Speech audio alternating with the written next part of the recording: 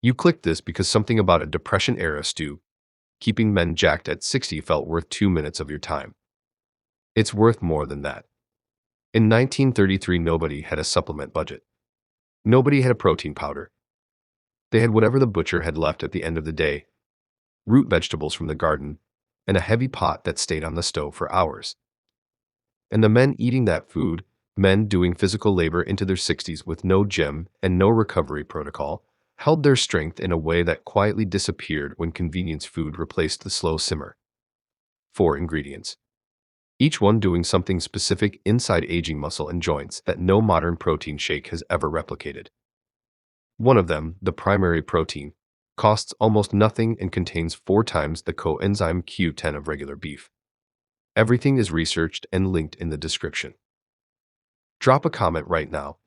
Did your parents or grandparents make a slow-cooked stew from scratch? What went into it? I want to know what people were actually eating back then. Stay to the end for the exact recipe. Number 4. Whole purple turnips. Do you remember the stories your grandparents told about surviving the brutal winters on whatever they could pull from the frozen ground? They were not buying expensive hothouse vegetables. They were chopping up whole purple turnips. We are going to use that entire plant. You take the dirt cheap bitter root and the leafy green tops to form the base of the stew instead of using standard starchy potatoes. This forgotten Depression-era crop costs pennies today, but serves as a powerful cardiovascular support ingredient hiding in plain sight. As we age, our blood vessels naturally stiffen and lose their elasticity. This physical hardening reduces the flow of oxygen and nutrients directly into your muscle tissue. It causes premature fatigue. Turnip roots and their leafy greens are incredibly rich natural sources of dietary nitrates. You might not hear about nitrates on the evening news, but your cardiovascular system relies on them to function. Researchers from the Wake Forest University School of Medicine looked directly into this mechanism. They published a massive study in nitric oxide biology and chemistry. They demonstrated that dietary nitrates from these specific vegetables convert immediately to nitric oxide inside the human body. This chemical conversion produces measurable vasodilatation and significantly improved blood perfusion to skeletal muscle in older adults. A parallel investigation from the University of Exeter School of Sport and Health Sciences confirmed these exact physical results. Published in the Journal of Applied Physiology, their data showed that dietary nitrate supplementation from whole vegetable sources reduced the oxygen cost of submaximal exercise and extended time to exhaustion in older adults. Seniors could literally sustain physical activity longer before their legs finally gave out. By improving oxygen and amino acid delivery to working muscle, this simple root vegetable directly addresses the underlying circulation problem that makes physical exertion feel much harder than it should for most seniors. Replacing the expected blood sugar spiking potato with a cheap circulation-enhancing root immediately changes your biological response to the meal. It actively solves the underlying issue of physical exhaustion and ensures that you have the mechanical energy to actually use the heavy protein that comes later in this recipe. Back in 1933, laborers ate these roots because they had no other choice. They had no idea they were chemically opening their blood vessels to survive 10-hour shifts at the steel mill. They just knew the soup kept them standing. But open veins need the right fuel to push through them. Number 3. Pearl barley. You are going to add a half cup of dry pearl barley directly into the simmering stew pot. This coarse ancient grain acts as a natural thickener. It provides the slow-burning carbohydrate base that fueled Depression-era laborers through grueling physical workdays without the massive blood sugar crashes that modern refined grains cause today. The modern food pyramid wants you to believe all carbs are either essential energy or toxic poison. Neither is completely true. A clinical investigation from the University of Toronto Department of Nutritional Sciences published in the American Journal of Clinical Nutrition looked closely at this specific grain. They confirmed that barley possesses an exceptionally low glycemic index. It is actually lower than any other commonly consumed grain on the market. This structural reality produced significantly flatter postprandial glucose and insulin curves compared to other carbohydrate sources. It prevents the sudden energy crashes that cause seniors to become sedentary in the afternoon hours when physical activity would otherwise be totally possible. Barley is one of the densest natural food sources of beta-glucan. Beta-glucan is a highly specific soluble fiber that fundamentally alters your gut biology. In seniors, chronic low-grade systemic inflammation chemically interferes with the muscle's ability to respond to protein. Doctors sometimes call this condition inflammaging. It blunts your anabolic response even when your protein intake is mathematically sufficient. Research from the Lund University Food for Health Science Centre published in the British Journal of Nutrition demonstrated exactly how this grain fights back. They found that beta-glucan fermentation in the lower gut produces butyrate. Butyrate is a short-chain fatty acid that measurably suppresses pro-inflammatory cytokines. Those are the specific inflammatory signals most associated with accelerated muscle wasting in aging adults. Men in the 1930s were not worrying about cytokines. They were worrying about feeding their families on a nickel a day. Barley was the cheapest filler available in the Hooverville camps. Yet this accidental dietary staple established the perfect anti-inflammatory and metabolic foundation in their guts. It makes the undeniable case that the right carbohydrate is not the enemy of muscle. It is the absolute biological prerequisite for the gut environment in which muscle-building proteins can actually do their job. It infuriates me when modern fitness influencers tell seniors to cut out all carbohydrates. They are stripping away the exact fibers that protect aging muscles from internal inflammation. Those steel workers in 1933 were eating bowls heavy with barley before walking out into the freezing dawn. They stayed jacked because they gave their bodies the slow-burning fuel required to do the work. Fuel and circulation mean nothing if your chassis is broken. Number 2. Beef marrow bones. A randomized controlled trial from the Pennsylvania State University Department of Nutrition published in the American Journal of Clinical Nutrition uncovered a biological truth that most joint supplements completely ignore. They demonstrated that gelatin supplementation combined with vitamin C before activity significantly increased collagen synthesis markers in adults. The researchers identified glycine and proline availability as the absolute rate-limiting factors in the body's ability to repair cartilage after heavy physical loading. If you do not have those specific amino acids circulating in your blood, your joints cannot rebuild themselves. This section calls for submerging split beef marrow bones directly into the stew broth during the full simmer. Muscle cannot be used if the joints underneath it are too painful to move. Marrow bones release massive amounts of collagen-derived gelatin along with glycine and proline during slow cooking. These are the exact specific amino acids that make up your articular cartilage and synovial fluid. During the 1930s, butchers routinely gave these heavy bones away for free to customers who bought other cuts of meat. Today, they cost a fraction of any premium steak, but contribute the critical structural compounds that determine whether a senior's joints can physically support the muscle mass this stew is designed to build. A clinical investigation from the University of California Davis Department of Food Science published in Food and Function further confirmed this mechanism. They found that consuming bone-derived collagen hydrolysate produced highly measurable improvements in joint pain and functional mobility scores in adults suffering from age-related joint degeneration. The effect was directly attributed to the physical incorporation of bone-derived peptides into actual cartilage tissue. Your body takes the melted bone from the stew and patches your own knees with it.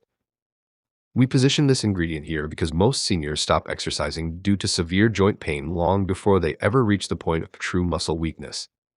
Addressing the structural hardware at this point in the process reframes the entire conversation. We are not just feeding muscle tissue with this pot of food. We are rebuilding the biological architecture that your muscle depends on. When a 60-year-old man in 1933 lifted a 100-pound sack of flour, his joints held the weight because his connective tissue was continually bathed in the deep structural proteins pulled directly from these marrow bones. Modern society throws the bones in the trash and sells you a synthetic pill. Eat the real thing. Think about the sheer physical demands of life 90 years ago. Every task required bending and lifting. If your knees gave out, you did not eat. These marrow bones provided the ultimate insurance policy for the human skeleton. You drop them straight into the boiling water and let time do the extraction work for you. Now we add the engine block. Number 1. Diced beef heart. One of the primary drivers of age-related muscle loss is not insufficient protein intake. It is a catastrophic failure of mitochondrial function inside the muscle cells themselves. As adults age past 50, the microscopic mitochondria inside your muscle fibers lose their efficiency. Natural production of coenzyme Q10 declines significantly after age 40. This drop accelerates your cellular energy deficit. This section introduces diced beef heart as the primary protein of the stew. Beef heart contains approximately 3 to 4 times the coenzyme Q10 concentration of regular beef muscle. This makes it the most practical and potent whole food source of this vital compound available anywhere on Earth. A randomized controlled trial from the University of Florida College of Medicine published in the Journal of the American Geriatric Society studied this exact intervention. They demonstrated that coenzyme Q10 supplementation in older adults with chronic muscle fatigue produced incredibly significant improvements in muscle strength and overall physical performance scores. The researchers attributed this massive effect directly to restored mitochondrial energy production in skeletal muscle tissue. Beyond the sheer metabolic energy, beef heart delivers approximately 26 grams of complete protein per 100-gram serving. It carries a full essential amino acid profile and one of the highest natural concentrations of heme iron available. This directly addresses the quiet iron deficiency anemia that secretly reduces physical capacity in a huge proportion of adults over 65. In 1933, this was considered cheap peasant food. It was chosen purely out of economic desperation. Families could not afford chuck roast, so they bought the organs. Today, we recognize it as one of the most intensely nutrient-dense animal foods available to human beings. You chop it up. You sear it in the pan. You let it slow cook until it falls apart on your spoon. Every other ingredient in this recipe is either preparing your body to absorb protein or protecting the physical structure that uses it. Beef heart is where the actual muscle-building material comes from. Its massive coenzyme Q10 content makes it categorically different from any standard cut of meat a senior would otherwise put in a stew pot. It physically powers the cells that build the muscle.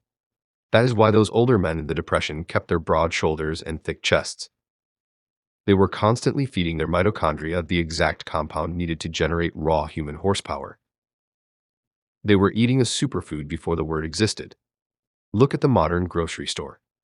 We strip away the most valuable organs and grind the rest into flavorless paste. It makes absolutely no sense. You need to go to your butcher and ask for the heart. It will cost you next to nothing. But the biological return on that small investment will fundamentally change how your body generates energy. You are eating the organ that never stops beating to power the muscles that are starting to fail you. The 1933 Hoover mussel stew recipe. The ingredients you need are simple and affordable. You will gather 500 grams of beef heart trimmed of exterior fat and cut into cubes, 2 large split beef marrow bones cut lengthwise, 2 medium purple turnips peeled and cut into chunks, 1 large bunch of roughly chopped turnip greens, and half a cup of rinsed dry pearl barley. For the broth and flavor base, you will need 2 tablespoons of raw apple cider vinegar containing the mother, 1 diced medium yellow onion, 3 minced cloves of garlic, 2 medium carrots sliced into rounds, and 1.5 liters of cold water. Finally, you need 1 teaspoon of sea salt added only at the very end, half a teaspoon of black pepper, and 1 tablespoon of tallow or lard for searing the meat. To prepare the stew properly, you must follow the correct sequence. Place the marrow bones in a bowl of cold salted water and refrigerate them overnight. This draws out residual blood and produces a cleaner broth with a much less gamey flavor before you rinse them thoroughly the next day. Pat the beef heart cubes completely dry with paper towels. Moisture actively prevents the Maillard reaction that develops deep flavor. Heat the tallow in a heavy-bottomed pot over high heat until it shimmers. Sear the heart cubes in a single layer undisturbed for 90 seconds per side until a dark brown crust forms. Work in batches. Never crowd the pan. Remove the meat and set it aside. This step is not cosmetic. Searing creates hundreds of new flavor compounds and seals surface proteins to improve the final texture. In the same pot over medium heat, add the diced onion and cook until softened. Add the minced garlic and cook for 60 seconds. Toss in the carrots and turnip chunks and stir to coat them in the remaining hot fat. Return the seared beef heart to the pot. Nestle the marrow bones directly among the vegetables with the cut face upward so the precious marrow does not fall out during cooking. Add the rinsed pearl barley. Pour into cold water. Cold water is vitally important here. Starting with cold liquid draws significantly more collagen and minerals out of the bones than hot water ever could. Add the 2 tablespoons of raw apple cider vinegar right now before heat is applied. Stir once. Do not skip this step, and do not substitute with white vinegar. Raw apple cider vinegar contributes acetic acid for mineral leaching plus trace enzymes and polyphenols from the unfiltered mother culture. Bring the pot to a gentle boil over medium-high heat. Immediately reduce to the lowest possible simmer your stovetop allows. The surface should show only the occasional slow bubble. Not a rolling boil. Not even a steady simmer. Cover with the lid slightly ajar. Maintain this low temperature for exactly 4 hours. Do not rush this with higher heat. The collagen to gelatin conversion and bone mineral extraction both require sustained low heat over time. High heat only accelerates liquid evaporation and toughens the meat proteins without improving extraction. In the final 30 minutes of cooking, add the chopped turnip greens directly to the pot.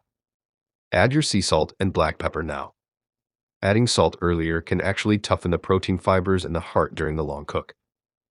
Stir gently and replace the lid ajar for the remaining time. Remove the marrow bones at the very end. Use a small spoon to scoop the softened marrow directly out of the bone cavity and stir it back into the broth. This is where a massive portion of the fat-soluble vitamins and coenzyme Q10 concentrate during cooking. It should absolutely not be discarded. Allow the stew to rest off heat for 10 minutes before serving. This rest period allows the gelatin to slightly thicken the broth and the fat to redistribute evenly. This yields 4 generous servings. It refrigerates beautifully for up to 4 days. The broth will gel completely when cold. This proves the collagen extraction worked correctly. Reheat gently on the stovetop. Never microwave at high power. Hey, if you like the video, don't forget to like and subscribe, and tell me in the comments down below any question you have, and I will reply to it as soon as possible. And if you want to, check out this video. You will probably like it too. Thanks for watching.